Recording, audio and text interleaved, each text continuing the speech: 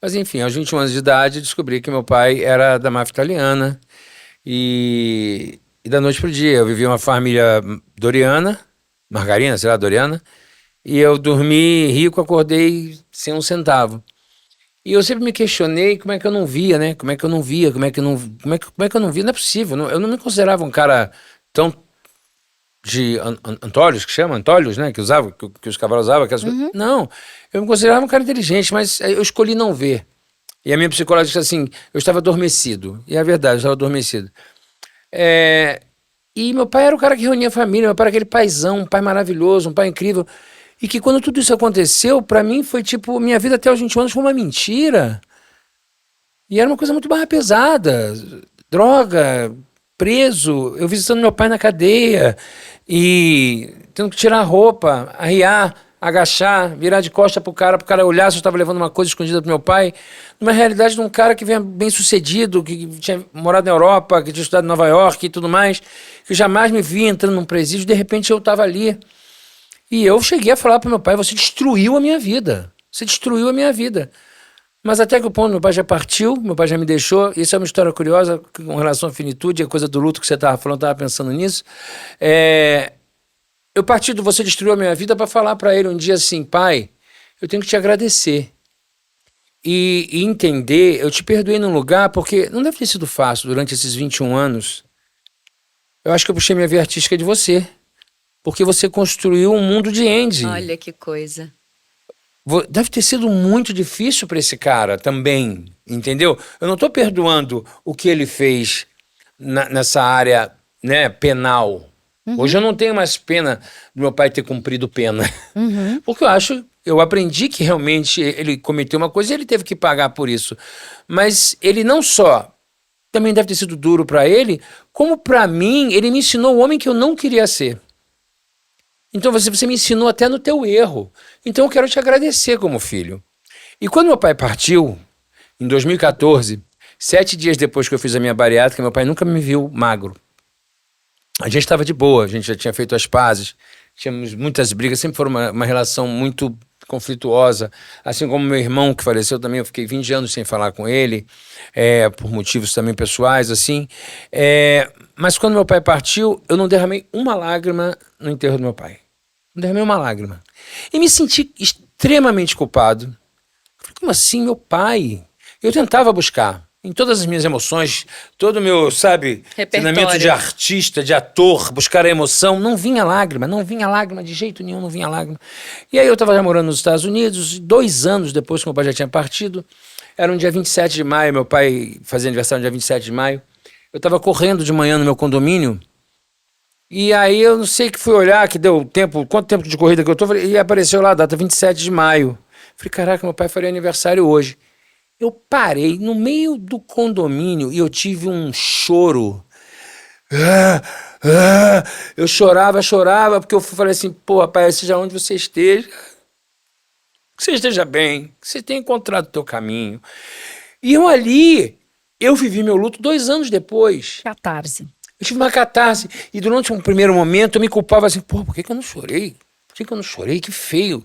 Meu pai, todo mundo chorando, minha mãe aos prantos, meu irmão, que eu não falava aos prantos, meus primos. Meu pai era um cara muito amado, muito querido. Por isso que era tão surpreendente ele ser esse cara. Por isso que era muito louco. Era uma realidade para mim muito paralela. E a minha psicóloga fala, não tinha como você... Ele sabia fazer esse personagem do pai Doriana muito bem para Uhum. você. E eu falei assim, mas eu não era um idiota, eu tinha 21 anos, eu vivia de teatro, eu era um cara malandro. Eu me mandava minhas mentiras também de vez em quando. Como é que eu não percebia? Eu era ator, eu consigo ver um ator canastrão, a gente vê quando o cara tá sendo canastrão. Meu pai era muito bom ator, Mas era o seu pai. mas era o meu pai, e eu não queria acreditar que meu pai era isso. Eu não queria acreditar. E dói muito quando a gente a realidade cai como uma bigorna na tua cabeça do dia pra noite e a tua vida dá uma cambalhota, dá um 360, como minha mulher diz, o mundo não gira, ele capota. E é uma verdade, e o mundo capotou na minha cabeça.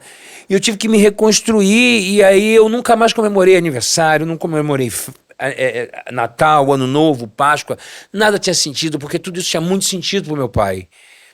E aí eu conheci a minha mulher, e aí veio a minha filha, e eu não tinha dinheiro para ter uma festa, e eu não tinha condição financeira, porque eu tinha que estar trabalhando, eu tinha que apresentar um Réveillon ali, tinha que ser um mestre de cerimônia aqui, e graças a Deus a vida foi me dando oportunidades, eu fui reconstruindo hoje uma vida, os meus castelos, com os meus esqueletos dentro do armário, que a gente tem, todo mundo tem, e ao mesmo tempo que eu fui construindo essa minha vida nova, agora vem a minha Aurora, a minha neta, que isso é uma história curiosa que eu queria falar.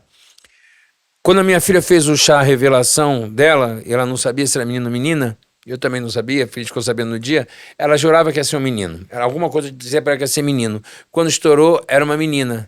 E ela falou, nossa, eu tinha nome para menino. Para menina, acho que eu vou chamar de Aurora.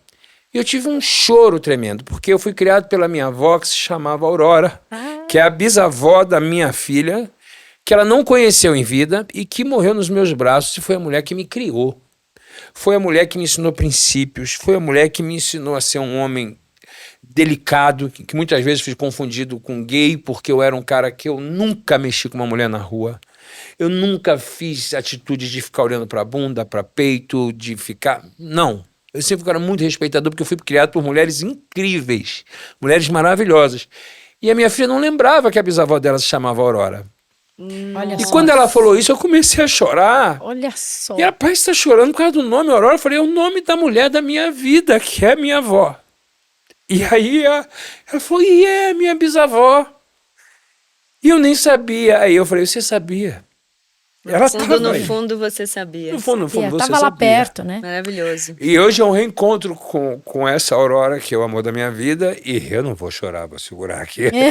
Eu vou ficar só com fama de chorar em tudo que é lugar, que eu já chorei. Pronto. Aí, assim, então agora eu vou comemorar esse Natal. Como eu falei antes, assim, eu vou me vestir de Papai Noel pra minha neta.